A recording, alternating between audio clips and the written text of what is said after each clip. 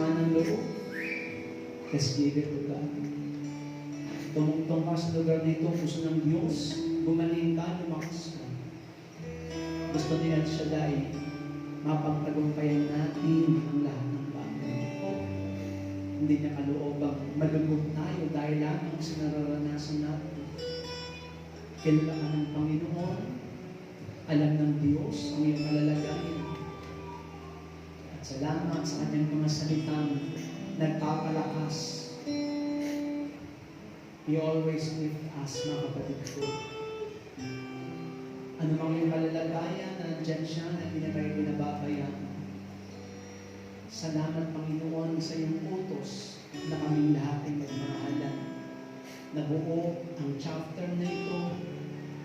Umabot ng 32 years sa aming pamilya, sa aming mga kapatid, Lord, na nandito.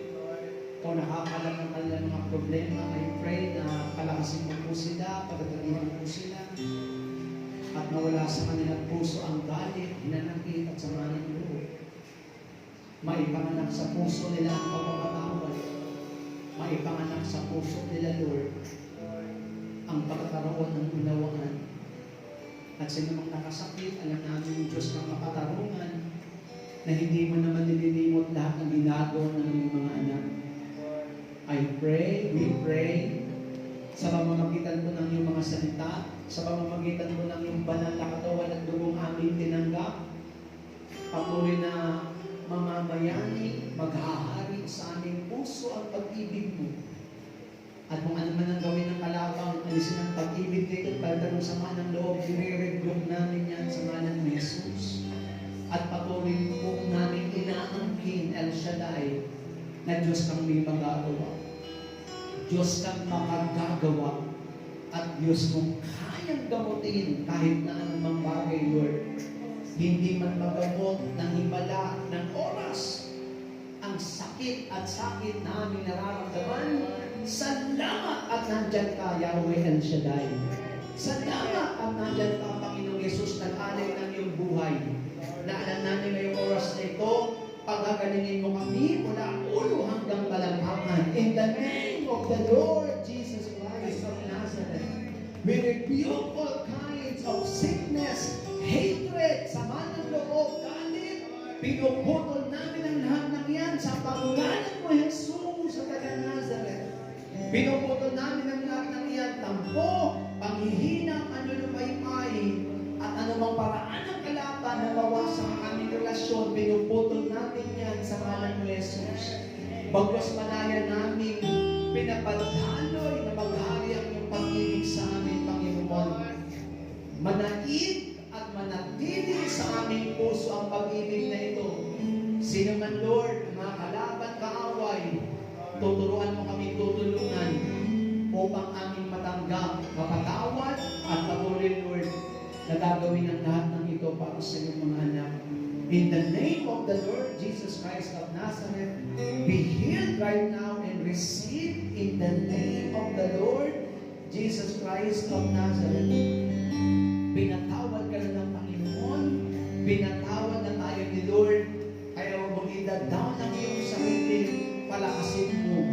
Kung nagkamali man tayo, andyan ang simbahan, handa tayong pakinggan. Ang ikaw, kapatid, ay mamumpisal. Magsabi, humingi ng counseling sa mga likod ng Diyos. Masalasapin mga minamahalapan. Magpa-pray over. Kapatid, ang hindi namin magagawa ay magagawa ng Diyos na ating pinapangalan. Magagawa ni Kristo na siyang ating pundasyon, na siyang nagtayo ng ating pagtatapos. Kinanta natin kanina, sa'yo El Shaddai, sa'yo Jesus, ang buhay namin nagkaroon ng kulay.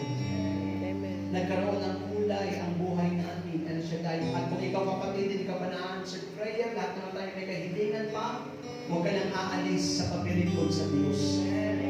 Huwag kang tatalikod. Huwag kang magpapaslide at huwag kang magpapakasama-sama. Sapagkat may magandang pamamaraan ang Diyos sa bawat isa sa atin. Tandaan mo ang araw na ito, tandaan mo ang araw na ito. Hindi gusto ng Diyos na manalik sa ating puso ang hatred, ang sama ng loob, at ang mga bagay na kung saan nagpapagulo sa atin.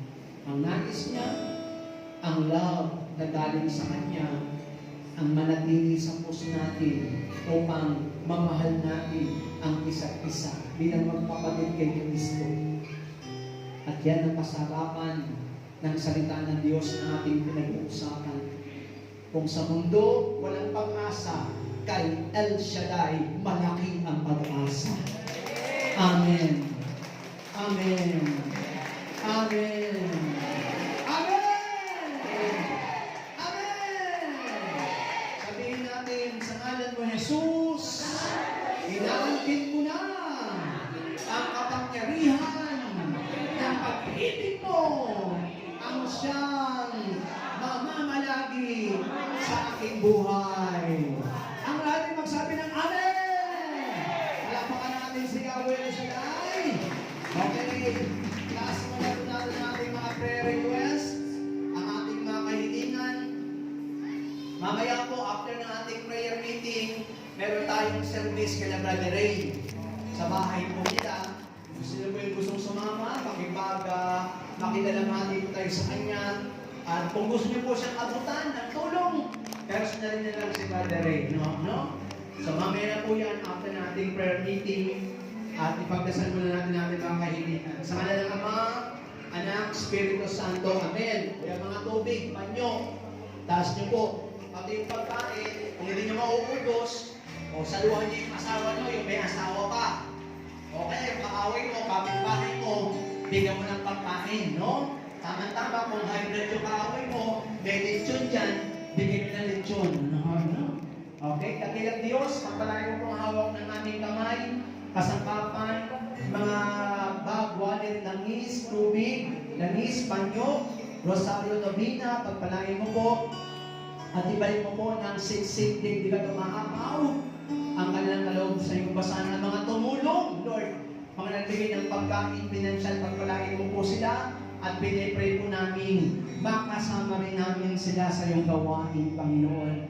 Makadalawin po sila, at patuloy mong i-bless ang aming punong lingkod, Brother Mike, ang mga lingkod mo, council, choir, instrumentalist, maging kami mga preachers mo, lahat, Lord, mga kapalian ng aming minamahal na Santong Papa, Cardinal, Obispo, mga kapalian at lahat ng mga nag-aaral para maging pari. Bless mo, Lord, gandang buhay ng bawat isa, mga kapatiran namin, Panginoon. Salamat, Lord, sa hapong itong binigay mo, at amin na po namin ang tagumpay na ibinigay mo na sa ngalan ni Jesus. Sa ngalan ng Ama, Anak, Espiritu Santo. Amen. Okay, huwag mo na po bibigay prayer request. Mga manggagawa ng tuwid, hindi kayo dito sa harapan. Panalangin natin sila. Andito na pala.